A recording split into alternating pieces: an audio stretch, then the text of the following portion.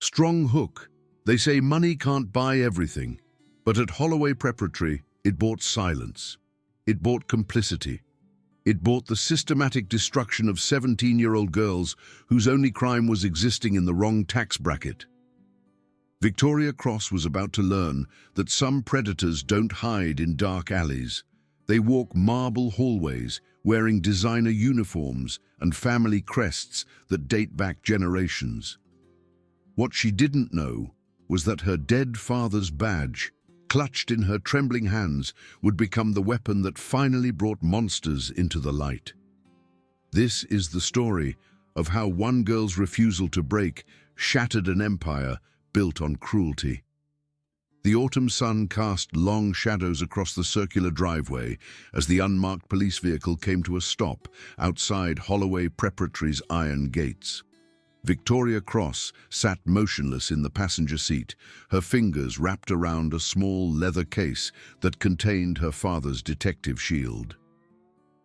6 months had passed since Detective David Cross took his last breath in a warehouse shootout, but the weight of his sacrifice pressed down on her shoulders like an anchor, pulling her beneath dark waters.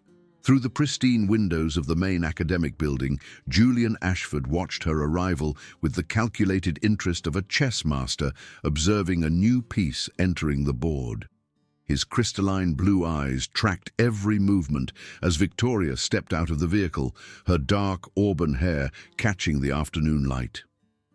Everything about her posture screamed determination wrapped in grief, a combination that both intrigued and irritated him in equal measure. Julian turned to his companions with the casual confidence of someone who had never been denied anything in his 18 years of existence.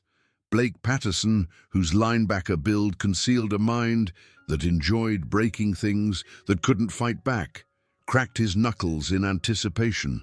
Beside him, Tyler Strand adjusted the expensive timepiece on his wrist, his angular features settling into the cold smile that had terrorized countless previous targets. These weren't ordinary students engaging in typical adolescent cruelty. They were predators who had perfected their methods behind walls of generational wealth and institutional protection. Holloway Preparatory wasn't just a school. It was a fortress where the children of senators, corporate executives, and old money families learned to perpetuate systems of power that kept them untouchable.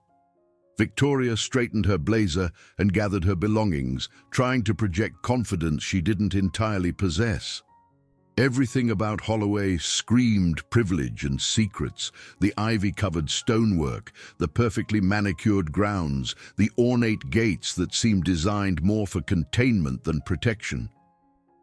This was supposed to be her fresh start, her opportunity to honor her father's memory by following his footsteps into law enforcement.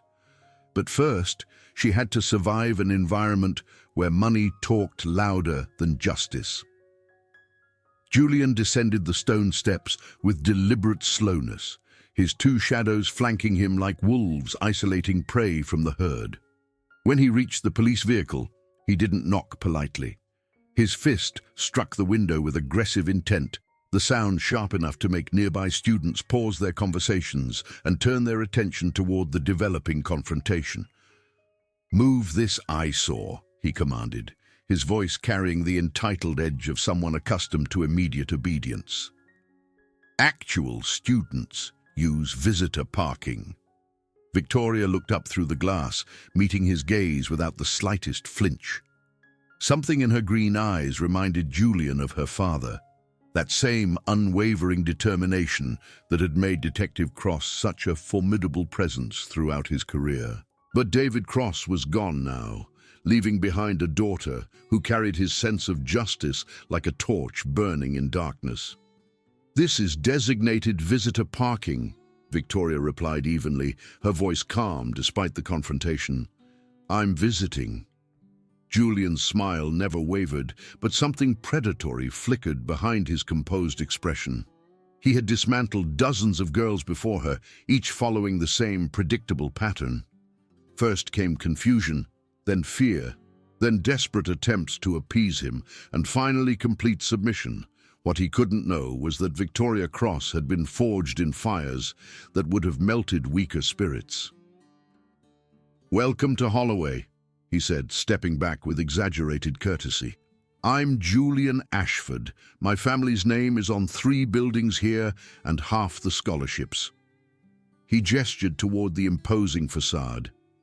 "That makes me something of a host, and hosts prefer knowing who their guests are."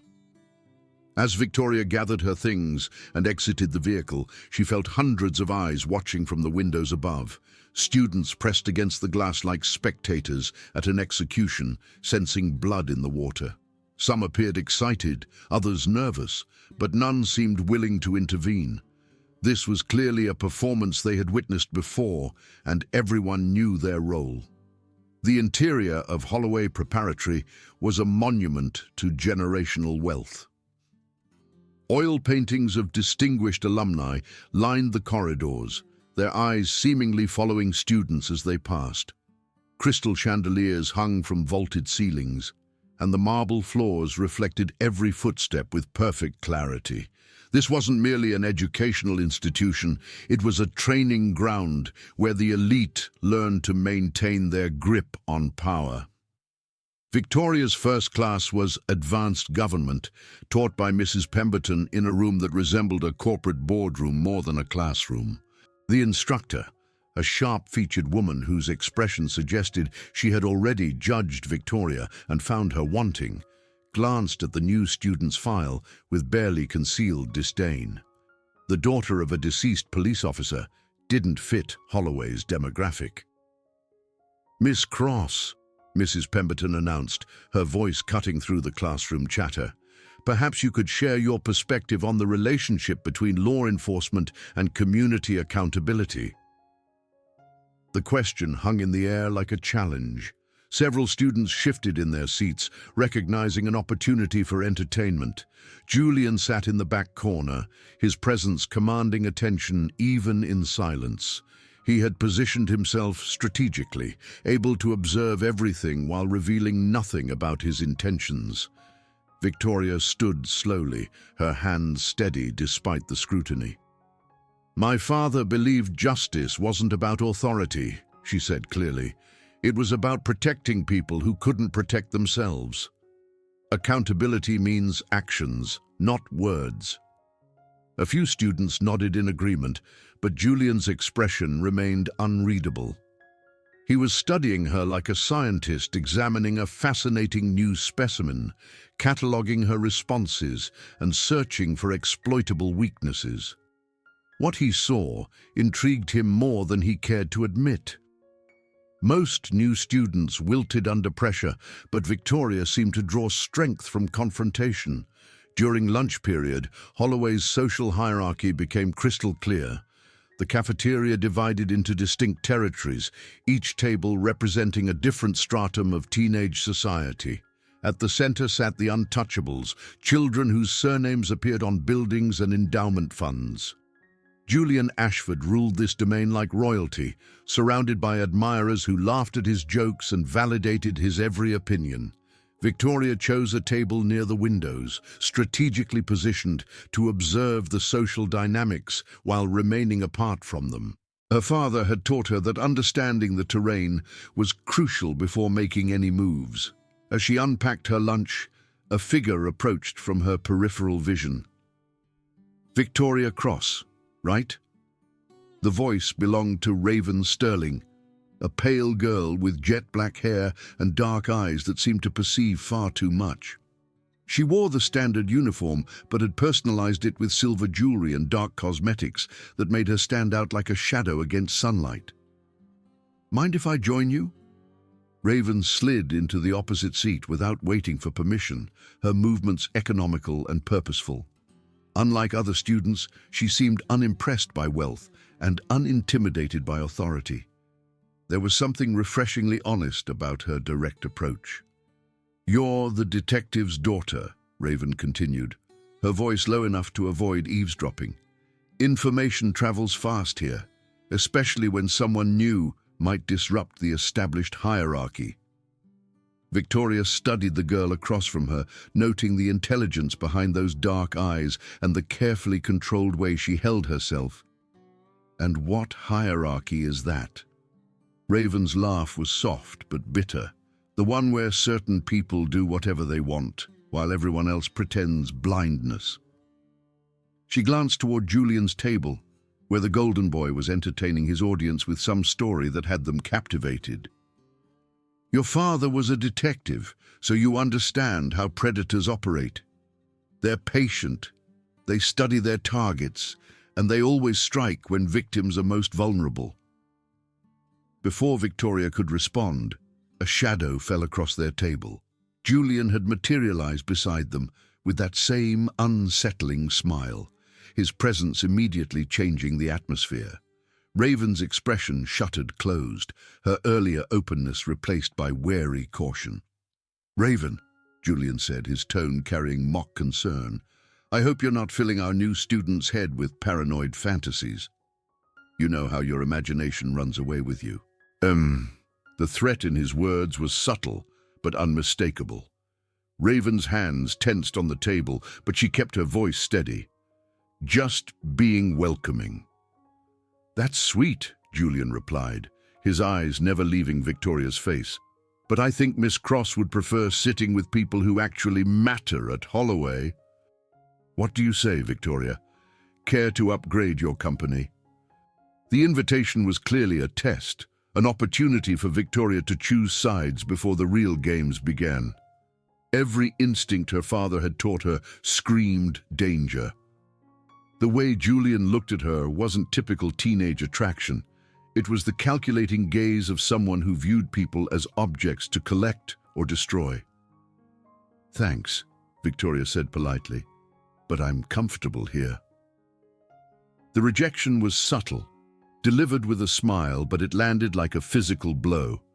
Julian's expression didn't change, but something cold flickered behind his eyes. In his world, rejection simply didn't happen. Girls competed for his attention rather than dismissing it. "Your loss," he said, the words carrying promise rather than disappointment. As he walked away, his posture remained casual, but Victoria noticed how other students watched him with a mixture of fear and fascination. Raven waited until he was out of earshot before speaking again. "You just made a very dangerous enemy." "I've dealt with worse," Victoria replied, though she wasn't entirely certain that was true. The afternoon brought fresh challenges as Victoria navigated Holloway's unspoken rules. During chemistry lab, her assigned partner mysteriously switched at the last minute, leaving her working alone while others whispered and pointed. Her locker combination had somehow been changed, requiring a trip to the administrative office where the secretary treated her with barely concealed hostility. These weren't coincidences. They were calculated moves in a campaign designed to isolate her, to make her understand that resistance came with consequences. Julian Ashford might smile and play the charming host, but his message was clear: conform or suffer. As the final bell rang, Victoria found herself walking alone toward the parking area. The autumn air carried a chill that had nothing to do with temperature. Behind her, footsteps echoed in the empty corridor, too regular to be accidental. She didn't turn around, but her father's training kicked in automatically. Stay aware, trust your instincts, never show fear. The footsteps stopped when she reached her vehicle, but the feeling of being watched never faded. As she drove away from Holloway Preparatory, Victoria caught a glimpse of Raven in her rearview mirror. The pale girl stood by the entrance, her dark eyes tracking the vehicle's departure with an expression that might have been sympathy or warning. That evening, Victoria sat in her room reviewing the day's events. Her mother, Detective Elizabeth Cross, was working another extended shift, leaving her alone with her thoughts and the growing certainty that she had stumbled into something far more dangerous than typical high school drama.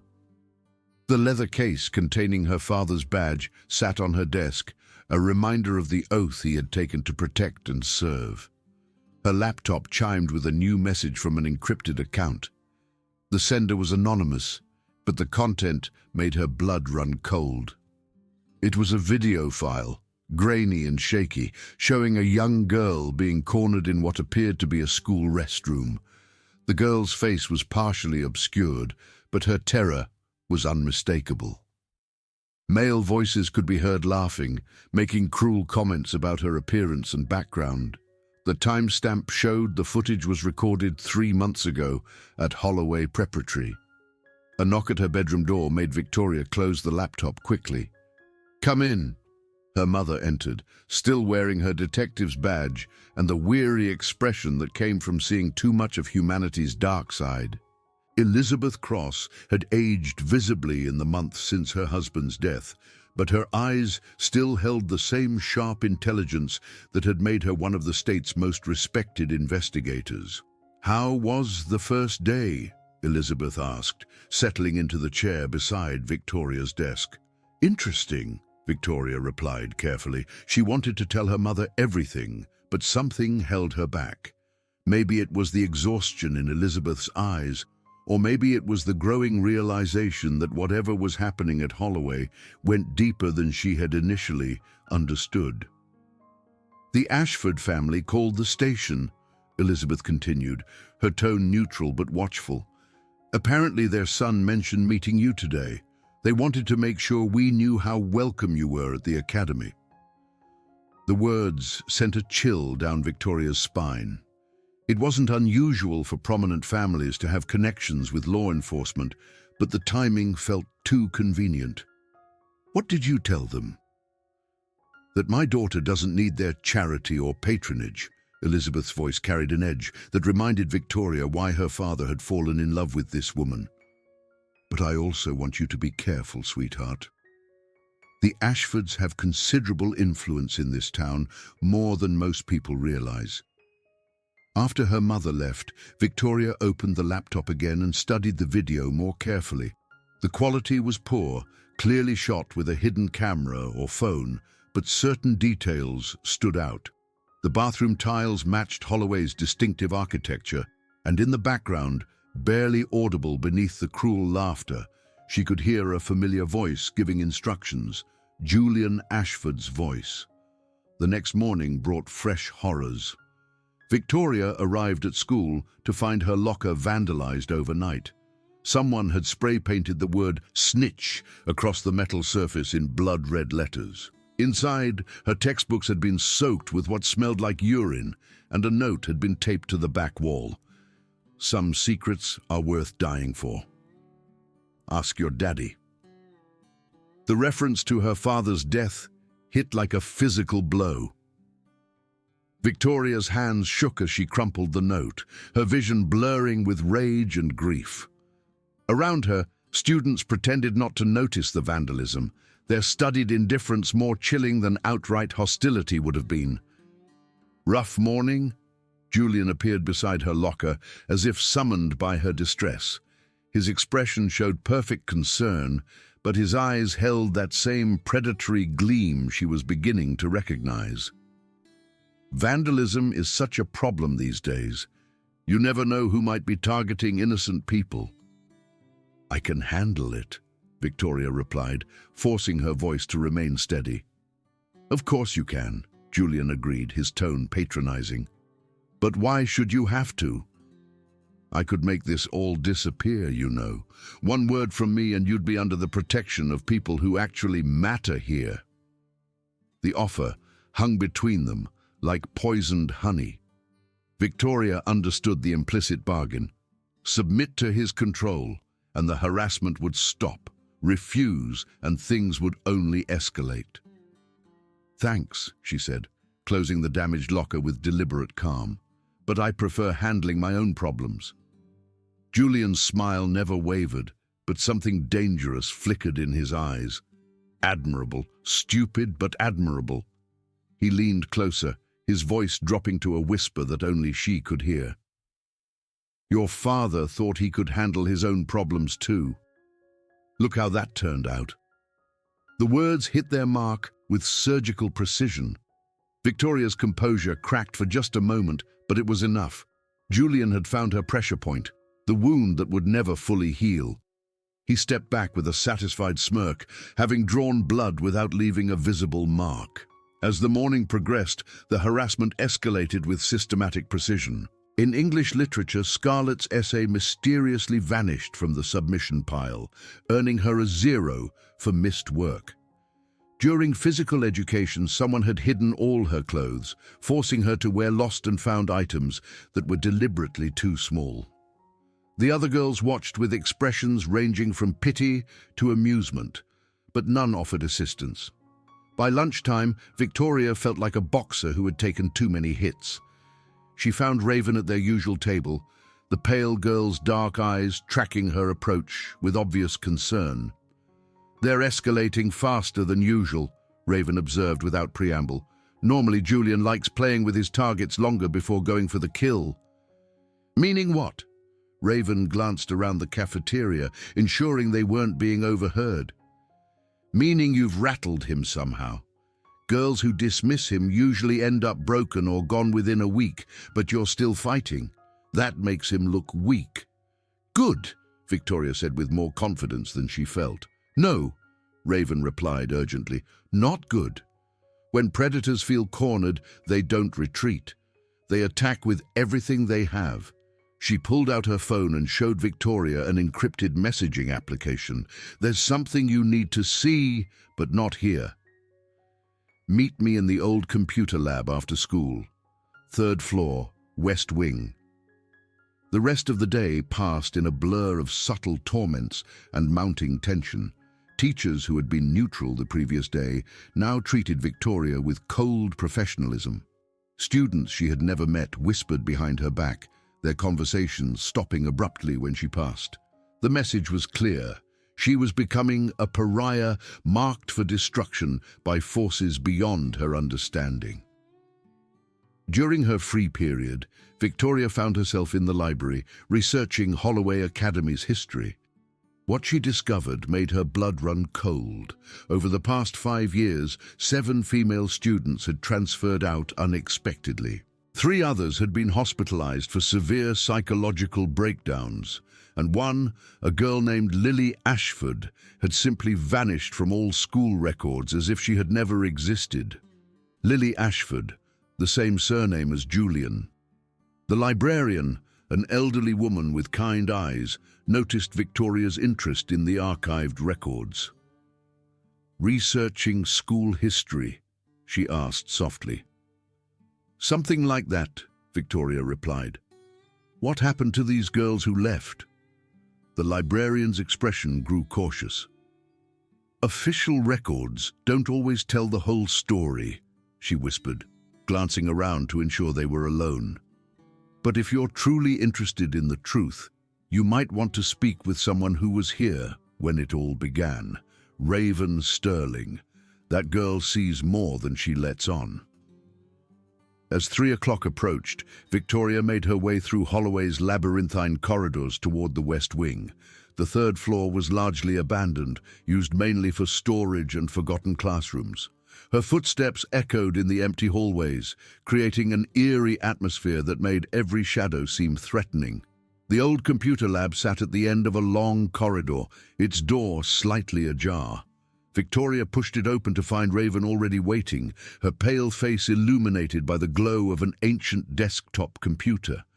The room smelled of dust and neglect, filled with outdated equipment that belonged in a museum. "Close the door," Raven instructed without looking up, "and lock it." Victoria complied, her heart rate increasing as she realized how isolated they were. If this was a trap, no one would hear her scream, but something about Raven's body language suggested urgency rather than deception. "What I'm about to show you," Raven began, her fingers flying across the keyboard, "could get us both killed. Literally. But you have a right to know what you're up against." The computer screen flickered to life, displaying a folder labeled Project Silence. Inside were dozens of video files, each tagged with a girl's name and date. Raven clicked on the first one, and Victoria's stomach churned as she recognized the same bathroom scene from the anonymous message she had received. "This is Lily Ashford. Raven explained, her voice barely above a whisper. Julian's younger sister. 14 years old when this was recorded. The video showed a terrified girl being systematically humiliated by a group of older students. But what made Victoria's blood boil was the voice giving instructions from behind the camera. Julian Ashford was orchestrating the torture of his own sister, directing the other students like a film director crafting a scene. She tried to tell their parents, Raven continued, opening another file. This is what happened when she threatened to go public. The second video was even more disturbing, showing Lily being cornered in what looked like the Ashford family's private study. Julian appeared on camera this time, his usual charming smile replaced by cold calculation as he explained to his sister exactly what would happen if she ever spoke about their games again. Where is she now? Victoria asked, though she dreaded the answer.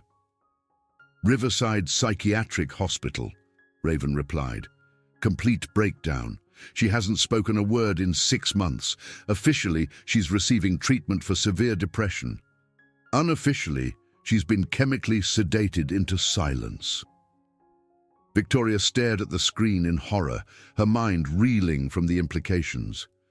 How did you get these files? Julian isn't as smart as he thinks he is, Raven said with bitter satisfaction. He stores everything on the school's server, thinking the Ashford family's donations make him untouchable. But money can't protect you from someone who understands technology better than you do. The pieces were falling into place with terrifying clarity. Julian Ashford wasn't just a bully. He was a predator who used his family's wealth and influence to torture vulnerable girls while documenting their suffering like trophies. The missing students, the mysterious transfers, the broken spirits. They were all part of his twisted collection. Why are you showing me this? Victoria asked. Raven's dark eyes met hers with surprising intensity. Because you're different. Most girls break when he targets them, but you're still fighting. And because. She hesitated as if weighing the consequences of her next words. Because my little sister starts here next year, and I'll be damned if I let him destroy her the way he destroyed Lily. The sound of footsteps in the corridor outside made both girls freeze. Someone was approaching the computer lab, their movements deliberate and purposeful. Raven quickly closed the files and shut down the computer, her face pale with fear. If they find us here together, she whispered, we're both finished. The footsteps stopped right outside the door. The handle began to turn slowly, and Victoria realized with crystalline clarity that whatever happened next would determine not just her own fate, but the fate of every girl who would walk through Holloway's doors in the years to come. The door swung open, revealing Principal Pemberton flanked by 2 security guards. Her sharp features were set in an expression of cold fury, and her eyes swept the room like searchlights, looking for evidence of wrongdoing. Miss Cross. Miss Sterling, she said, her voice capable of freezing fire. How interesting to find you here together in a restricted area using unauthorized computer equipment. Raven's face had gone completely white, but her voice remained steady. We were just studying. Of course you were, Pemberton replied with obvious disbelief. I'm sure you won't mind if we examine the computer you were using just to verify your innocent educational activities. Dizzy, the threat hung in the air like a blade. If they found any trace of the files Raven had accessed, both girls would face consequences far worse than suspension. Victoria's mind raced, looking for an escape route that didn't exist. But as the principal moved toward the computer, something unexpected happened. The power went out. The darkness lasted exactly 4 seconds, but it felt like an eternity. When the emergency lighting flickered on, casting eerie red shadows across the computer lab, Principal Pemberton's face had transformed into a mask of barely controlled rage. The security guards flanked her like attack dogs, waiting for the command to strike. How convenient, she said, her voice dripping with suspicion. A power outage at the exact moment we need to examine evidence of potential criminal activity. Raven's fingers moved with practiced precision, ejecting a small USB drive from the computer's port and palming it with sleight of hand that would have impressed a professional magician. Her dark eyes met Victoria's for just a moment, and in that glance passed an entire conversation about trust, courage, and the price of standing up to monsters. "There's nothing criminal about studying in an empty classroom," Victoria said, stepping slightly forward to draw attention away from Raven's movements. Her father's training kicked in automatically, the way he had taught her to create distractions when suspects needed time to destroy evidence, except this time she was protecting evidence rather than eliminating it. "Miss Cross," Pemberton replied, moving closer with predatory intent. "Your family may have connections in local law enforcement, but at this academy, I am the authority, and I have reason to believe you've been accessing restricted computer files." The accusation hung in the air like a loaded weapon. Victoria realized with crystal clarity that this wasn't about catching students in unauthorized areas. This was about protecting Julian Ashford and the system that enabled his behavior. Principal Pemberton wasn't just an administrator, she was an active participant in covering up crimes. "We haven't accessed anything," Raven said quietly, her voice steady despite the trembling in her hands. "The computers are too old to run modern software anyway." One of the security guards stepped forward, his hand resting on the radio clipped to his belt. "Want us to search them, ma'am?" For a moment that stretched like pulled wire, the outcome balanced on a knife's edge. Then Pemberton's radio crackled to life, the maintenance supervisor's voice cutting through the tension. "Attention! Power's back online throughout the building. Just a transformer issue in the West Wing. Should be fully operational now." The principal's eyes narrowed as she weighed her options. Without concrete evidence of wrongdoing, searching students could create legal complications that even the Ashford family's influence might not be able to resolve. But her expression promised that this was far from over. "You have 5 minutes to collect your belongings and leave this building," she said finally. "Any future unauthorized access will result in immediate suspension and criminal charges." As they walked through Holloway's corridors under escort, Victoria felt the weight of hundreds of stairs following their progress. News of their confrontation with authority would spread through the student body like wildfire, marking them as troublemakers and social pariahs. But something else was spreading too, whispers of curiosity and speculation about what they might have discovered. At the main entrance, Raven pressed something small and warm into Victoria's hand. The USB drive felt like it weighed 1,000 pounds, carrying as it did the documented evidence of Julian Ashford's systematic torture of vulnerable girls. "Whatever happens next," Raven whispered, "don't let them silence the truth."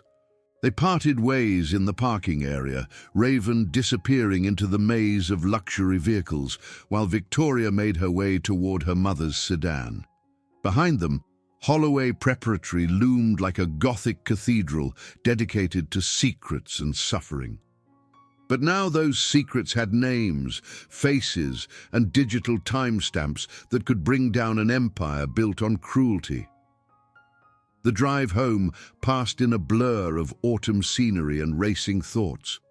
Victoria's mind kept returning to the video files Raven had shown her, particularly the broken expression in Lily Ashford's eyes as her own brother orchestrated her torment. How many other girls had suffered similar fates? How many families had been paid or threatened into silence? Detective Elizabeth Cross was waiting in their kitchen when Victoria arrived, still wearing her badge, but with an expression that suggested this wasn't a social visit. The USB drive felt like it was burning a hole in Victoria's pocket, but something about her mother's posture warned her to proceed with caution. "We need to talk," Elizabeth said without preamble. I got an interesting call from Principal Pemberton about an hour ago. Something about you and another student accessing restricted computer systems and potentially stealing confidential files. The words hit like physical blows, each one carefully chosen to create maximum impact.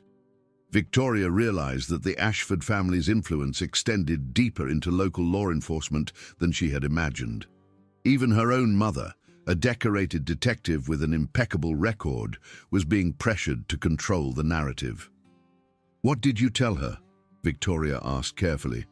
"I told her that my daughter was raised to respect the law," Elizabeth replied, "and that if she had evidence of actual wrongdoing, she should file formal charges through proper channels."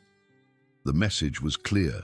Whatever Victoria had discovered needed to stay within legal boundaries or risk destroying both their careers. But buried beneath her mother's professional caution was something else, a detective's instinct that sensed corruption and wanted justice regardless of political consequences. That night, Victoria lay awake, staring at the ceiling, while the USB drive sat in her desk drawer like a ticking bomb. Every instinct screamed that she should turn the evidence over to proper authorities, but every rational thought reminded her that those same authorities were compromised. The Ashford family didn't just buy silence, they purchased entire systems of protection. Morning brought new horrors that made the previous day's harassment seem like gentle teasing. Victoria arrived at school to find her car tires slashed and a dead rat stuffed into her locker vent. The message was unmistakable. Escalation was no longer subtle or deniable. Julian Ashford had decided that psychological warfare wasn't sufficient. Now he wanted blood. The cafeteria at lunch hour buzzed with anticipation that had nothing to do with food. Students clustered around tables like spectators gathering for a public execution, their conversations stopping abruptly whenever Victoria passed. Even the faculty seemed on edge, their usual professional demeanor replaced by nervous energy that suggested they knew something significant was about to happen. Raven was nowhere to be found, her usual table empty except for a folded piece of paper that bore Victoria's name in elegant script. Inside was a single line: "They're coming for you today. Be ready." The warning proved prophetic 20 minutes later when Julian Ashford made his entrance. Unlike his previous appearances, this one was clearly orchestrated for maximum impact. He strode through the cafeteria flanked by Blake Patterson and Tyler Strand, their movements synchronized like predators closing in for a kill. Every conversation died as they passed, leaving only the sound of footsteps and rapidly beating hearts. When they reached Victoria's table, Julian didn't sit down or offer his usual mock politeness. Instead, he loomed over her like an executioner preparing to deliver judgment, his ice-blue eyes blazing with barely controlled fury. "Stand up," he commanded, his voice carrying across the suddenly silent cafeteria. Victoria remained seated, her hands steady on the table despite the adrenaline flooding her system. Around them, smartphones appeared like flowers blooming in spring, their cameras focused on what promised to be the social event of the semester. "I said stand up," he repeated, his voice rising to ensure every student could hear. "It's time for everyone to see what happens to little girls who think they're smarter than they actually are." The words carried undertones of violence that made several nearby students shift uncomfortably in their seats. This wasn't typical bullying or social humiliation. This was a public declaration of intent to cause serious harm. Victoria felt the familiar calm that her father had taught her, the mental state that allowed police officers to function under extreme stress. "I'm eating lunch," she replied evenly, her voice carrying just enough to be heard by the watching crowd. "When I'm finished, I'll consider your request." Julian's face flushed red with rage at the continued defiance. In his world, teenage girls cowered when he spoke, begged for mercy when he threatened them, and broke completely when he applied pressure. Victoria's calm resistance was more than embarrassing. It was psychologically destabilizing. Without warning, he lunged forward and grabbed the back of her chair, tilting it violently backward. Victoria's training kicked in automatically as she shifted her weight to maintain balance, but the sudden movement caused her to spill water across the table. "Oops," Julian said with false concern, loud enough for everyone to hear. "Clumsy little detective girl made a mess. Maybe someone should help clean her up." That was when it happened.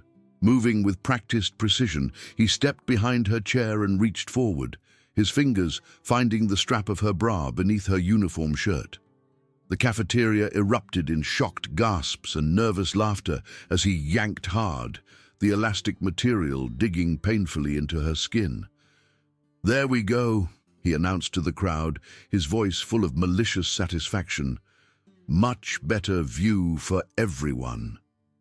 The humiliation was designed to be total and public, recorded by dozens of phones for eternal circulation on social media. In Julian's experience, this was the moment when his victims broke completely, when pride crumbled into desperate pleas for mercy. What he didn't expect was the way Victoria's green eyes blazed with cold fire as she rose from her chair with fluid grace. The movement was so smooth, it seemed choreographed. Victoria pivoted on her left foot, her right hand closing around Julian's wrist with grip strength developed through years of martial arts training. Her father had insisted she learn Krav Maga not for sport, but for survival, in a world where predators wore expensive suits and charming smiles. "Wrong choice," she said quietly, her voice carrying across the now silent cafeteria. What happened next unfolded with brutal efficiency. Using Julian's own forward momentum against him, Victoria twisted his wrist in a direction joints weren't meant to go, while simultaneously driving her elbow back into his solar plexus. The impact drove all air from his lungs in a harsh gasp that echoed off the walls. But Blake and Tyler were already moving, their larger frames converging from both sides like wolves, attacking in coordination. This was clearly planned, a 3-on-1 assault disguised as teenage drama. Except they had miscalculated their prey's capabilities. Victoria released Julian's wrist and spun left, her movement fluid as water flowing around obstacles. Blake's reaching hands met empty air as her knee drove upward with mechanical precision, connecting with his floating ribs with a sound like breaking kindling. He doubled over, his face draining of color as pain overwhelmed his nervous system. Tyler tried to grab her from behind, his arms encircling her torso in what should have been a controlling hold. Instead, Victoria dropped her weight and twisted, driving her elbow backward into his sternum with enough force to crack bone. His grip loosened involuntarily as his body fought for breath, giving her the opening she needed to break free completely. 3 seconds. That's how long it took for Holloway Academy's 3 most feared bullies to find themselves scattered across the cafeteria floor, their groans of pain providing a soundtrack to the stunned silence that followed. Victoria stood in the center of the chaos, her uniform slightly disheveled but her breathing steady. Around her, 300 students stared in shock, their phones still recording, but their expressions ranging from awe to terror. This wasn't how these confrontations were supposed to end. "Anyone else want to help clean up?" she asked, her voice carrying across the silent space with deadly calm. The response was immediate and electric. Applause started somewhere in the back of the room and spread like wildfire, students leaping to their feet with cheers that shook the windows. For the first time in Holloway Academy's history, someone had fought back against the untouchable elite and won decisively. But even as the crowd celebrated, Victoria noticed something else happening. In the corner of the cafeteria, Raven Sterling stood with her own phone raised, but unlike the others, her device showed the telltale red dot of a live stream in progress. Their eyes met across the chaos, and Raven nodded once before disappearing into the crowd. The truth was already spreading beyond Holloway's walls, carried by fiber optic cables to servers around the world. Whatever happened next, there would be witnesses who couldn't be bought or silenced. Principal Pemberton arrived within minutes, flanked by security guards and wearing an expression of barely controlled panic. Her eyes swept the scene, taking in the 3 injured students and the crowd of witnesses whose phones had captured every moment of the confrontation. "Miss Cross," she began, her voice shaking with rage, "you are suspended immediately pending a full investigation into this unprovoked assault." "Unprovoked!" The voice came from the cafeteria entrance, where Detective Elizabeth Cross stood with her badge clearly visible and her expression coldly professional. "Because from what I observed, my daughter was defending herself against 3 male attackers who initiated physical contact." The arrival of law enforcement changed the atmosphere instantly. Students who had been celebrating moments before now looked nervous, suddenly aware that they had witnessed something that might require official statements. Pemberton's face went white as she realized the legal implications of trying to punish a victim of sexual assault. "Detective Cross," she said carefully, "this is a school disciplinary matter." "Sexual assault is a criminal matter," Elizabeth replied, her voice carrying the authority of 15 years in law enforcement, "regardless of where it occurs." As paramedics arrived to treat the 3 injured boys, Victoria found herself at the center of a growing storm of legal and social consequences. The videos were already viral, spreading across social platforms faster than any attempt at containment. The hashtag #GreaterThanJusticeForVictoria was trending nationally within hours, accompanied by footage that showed clearly who the aggressors had been. But the real revelation came that evening, when Raven's live stream reached its climax. The pale girl had somehow gained access to Holloway Academy's main auditorium, where she stood before a laptop connected to the school's projection system. Her dark eyes blazed with righteous fury as she addressed not just the assembled students, but the thousands watching online. "For too long, this place has protected monsters," she said, her voice carrying across the vast space with crystal clarity. "But tonight, you'll see the truth about what really happens behind these walls." The projection screens lit up with video files that made the audience gasp in horror. Lily Ashford's systematic torture played out in high definition, accompanied by timestamps and metadata that proved their authenticity. But that wasn't all Raven had discovered. Project Silence, she continued, is what they called their systematic campaign to break girls who didn't conform. 12 victims over 5 years, each one documented like trophies in a sick game. The final video file showed a young girl hanging from a rope in her bedroom, a suicide note pinned to her desk that blamed bullying at school for her decision to end her life.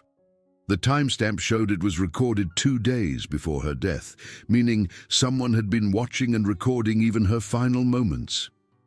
"Sophie Martinez," Raven said, her voice breaking slightly. "They drove her to suicide and filmed it happening. This is what your donations have been protecting." The auditorium erupted in chaos as students processed the magnitude of what they were seeing. Phone calls flooded emergency dispatchers as parents demanded answers.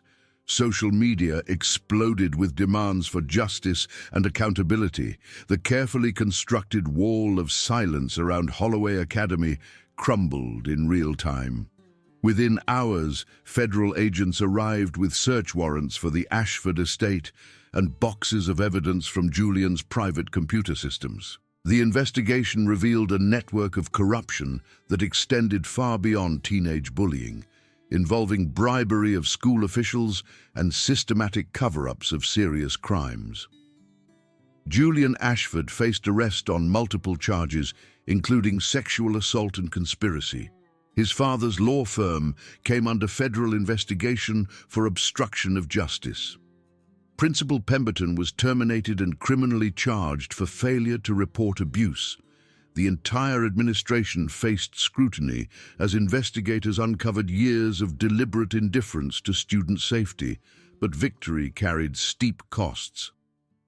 Despite clear self-defense evidence, Victoria received a 2-week suspension for excessive force.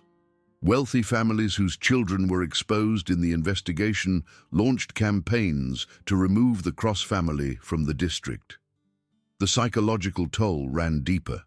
Victoria found herself jumping at sudden sounds, checking locks obsessively, terrified by her own capacity for violence.